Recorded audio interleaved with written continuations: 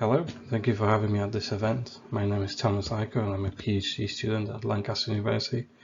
Today I want to talk about ABR algorithms for low latency live streaming. This is based on my research work so far, which I have done in collaboration with researchers from British Telecommunications.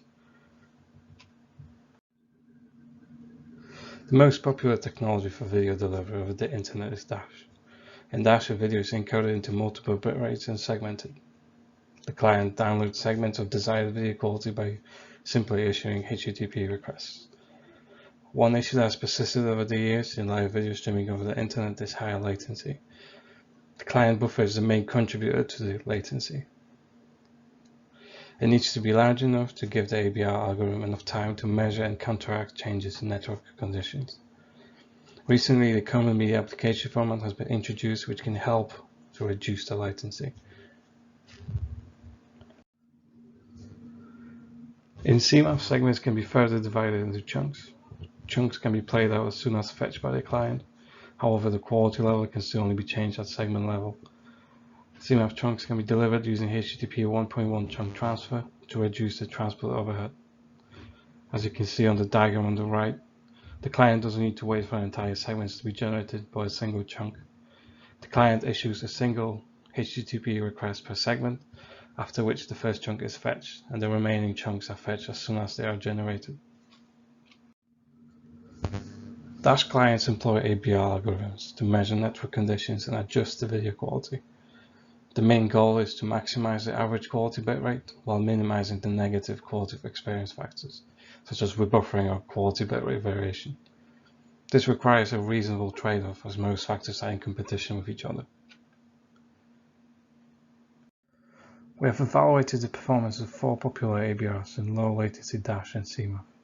To do this, we have developed a simulation model with NS3, which supports live Dash and CMAP chunks. It also supports traffic shaping and latency configuration. We applied realistic network scenarios based on obtained throughput traces from CDN logs of a commercial live TV service.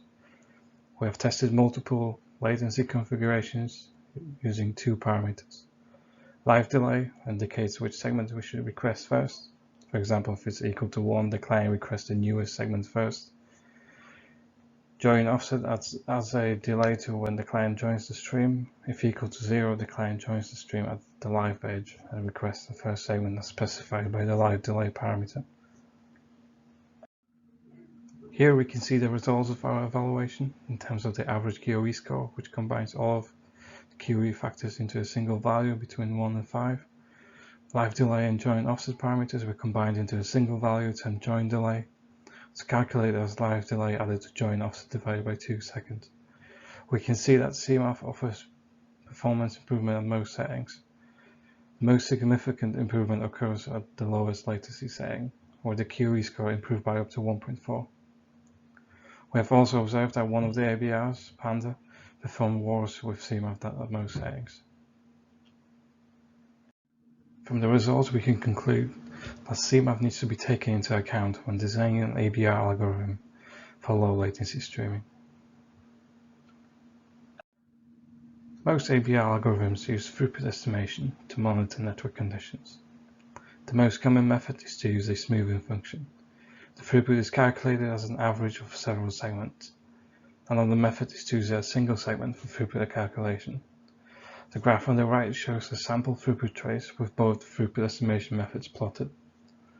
As you can see, the smoothing function greatly increases quality stability, but will lead to frequent rebuffering if the buffer is too small to absorb temporary decreases in available bandwidth. For example, at around 160 seconds, the estimated throughput is much higher than the actual throughput for about 20 seconds. If the client buffer was smaller than 20 seconds, this will lead to rebuffering. Fine-grained measurement would lead to frequent quality switches, but it could also be used to quickly detect decrease in bandwidth. Again, at 160 seconds, this measurement quickly detects reduced bandwidth, and the video quality could be changed before the buffer runs out. We have designed and evaluated an ABR algorithm termed Llama, which is specifically designed for low latency live streaming.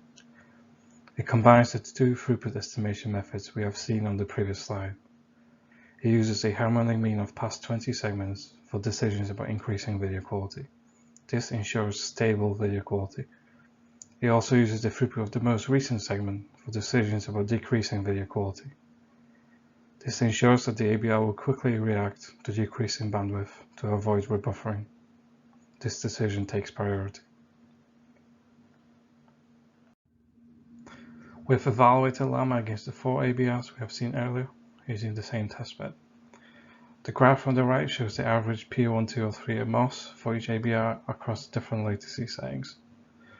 Llama outperformed all the ABRs up to join delay of 2.75 and performed the best along with MPC at join delay of 3. Beyond join delay of 3, Llama was outperformed by MPC and Bola. Here we can see the results for low latency CMOS. Up to join delay of 2.5, Llama outperformed all the ABRs and achieved the highest average P1, 2, or 3 MOS. For higher join delays, Llama was outperformed by MPC and Bola. Here we can see the results in terms of rebuffering. Llama achieved the lowest average rebuffer ratio for most latency settings. This clearly shows how effective the use of a second throughput estimation method is.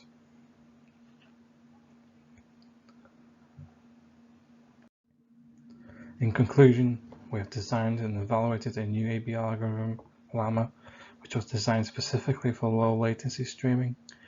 It offers better performance than other ABRs tested in low latency dash and CMOS. It works by utilizing a novel approach of using 2 independent throughput measurements made over different timescales. Thank you for watching.